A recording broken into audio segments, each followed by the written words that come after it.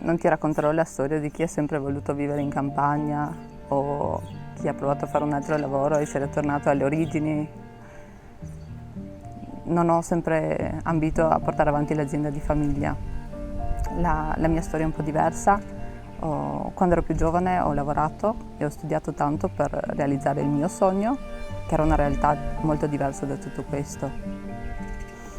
La vita però a volte ti porta delle sorprese, non va sempre come immaginiamo.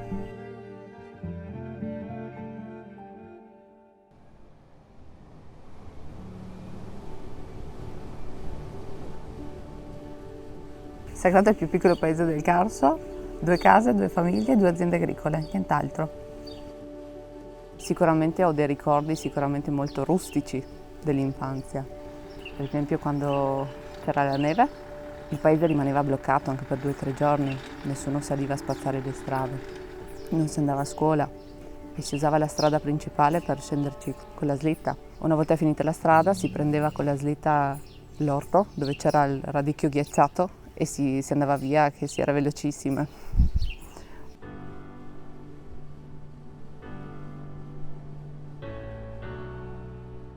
Sagrado è anche un po', diciamo, rappresenta il Carso nel suo piccolo, perché siamo ai piedi del Monte Lanaro, si sale lungo tutta la riserva, quindi si possono ammirare anche tante specie che insomma sono protette, e poi la vetta è bellissima, soprattutto al mattino, la sera, la vetta è molto panoramica e si vedono tutti i monti dell'Italia, della Slovenia, e con lo sguardo rivolto verso il Golfo Triestino, insomma.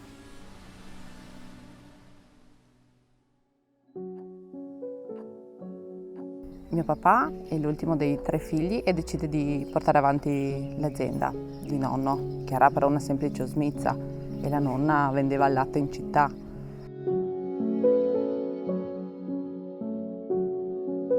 Poi nell'86, assieme a mia mamma, aprì il primo agriturismo, proprio perché volevano proporre anche i piatti caldi, piatti tipici della tradizione, insomma.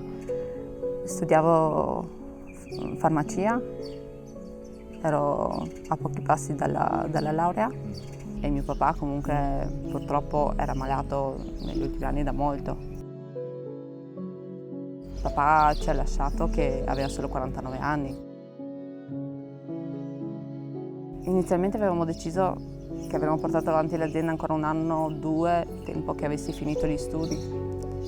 Poi però quasi naturalmente siamo rimasti qua. Non è che abbiamo deciso ok, rimaniamo qua, è proseguito tutto molto naturalmente, sinceramente, e quindi ad oggi siamo qua.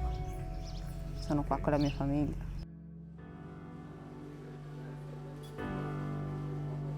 Penso che nessuno mi abbia insegnato il lavoro, sono comunque cresciuta qui seguendo i miei, quindi li ho sempre seguiti, ho guardato il loro lavoro. Papà nei campi, in vigna e in cantina, la mamma invece in cucina.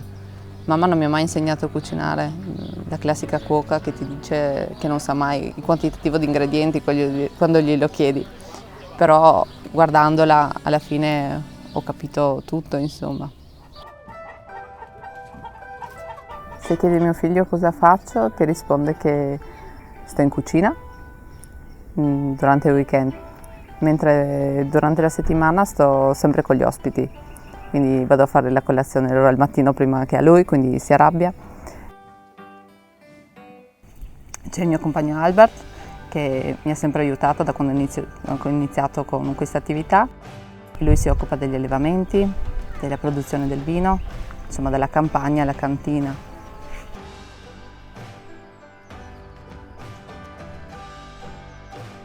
Una parte importante della nostra produzione sono sicuramente i vini. I vitigni sono quelli autoctoni del Carso, quindi la Vitosca, la Malvasia e il Refosco. Inizialmente producevamo solo vino bianco e vino rosso sfusi da proporre nella prima osmizza. Successivamente mio papà iniziò a imbottigliare i primi vini in purezza, cosa che facciamo ancora oggi, quindi Vitosca, Malvasia e Terrano. Rimaniamo stupiti a volte quando gli ospiti, magari che arrivano dalle grandi città, ci dicono Abbiamo dormito con le finestre aperte e noi non ce ne rendiamo conto, però in effetti è così. A Sagrado sovrasta il silenzio, il cinguettio degli uccellini e al massimo il passaggio di un trattore, di una macchina.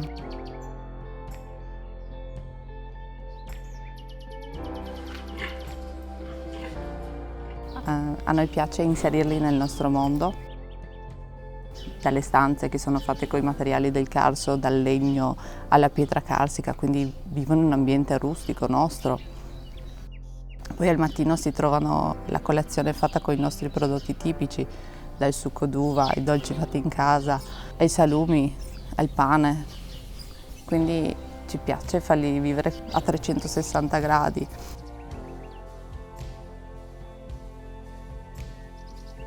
Oggi sono felice, sono qua con la mia famiglia e mi godo la tranquillità di Sagrado.